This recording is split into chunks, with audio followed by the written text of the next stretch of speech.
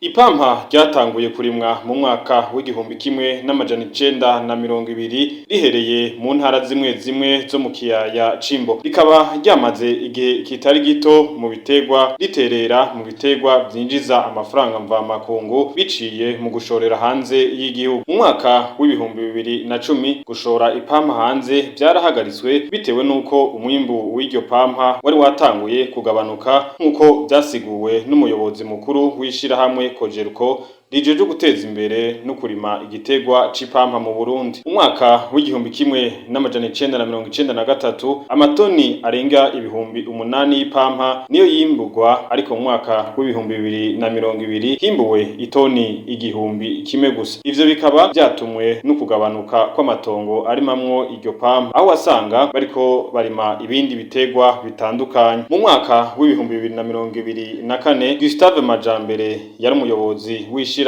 Kojeruko yarahumurije abarundi ko hariho umugambi wo kugwiza igitegwa c'ipampa biciye mu mugambi w'igihugu wo guhera 2019 gushika 2027, ariko biboneka ko bitazanye umusaruro nk'uko vyari vyitezwe. Mu kiganiro yahaye abamenyesha makuru hari mu mwaka w'ibihumbi bibiri na mirongo ibiri na rimwe, umuyobozi mukuru w'ishirahamwe Kojeruko Gustave Majambere yavuga ko ishirahamwe Kojeruko rimaze imyaka irenga 10 riri mu madeni, ari naco gituma ritariko riratera imbere. Ishirahamwe Kojeruko rimaze imyaka myinshi cyane, kubabarira yuko yaheze imyaka irenga 10 iri urugero nuvuga rw'amadeni, ico two kwita taux d'endettement nini ya cyane. Ivyo rero bikaba intambamyi mu bikorwa. Ivyo biruko mu gihe ishirahamwe Afritextile ari naryo rigura ipampa rikongera rikarihinguramwo ibitandukanye, ryari rikeneye amatoni ari hagati y'igihumbi n'amajana 5 n'ibihumbi 2 ku mwaka. Kugira ngo ririronke vyoroshe hasabwa kwagurwa amatongo yo kurimamwo iyo pampa hamwe no kongereza umutahe muri iryo shirahamwe. Mu mwaka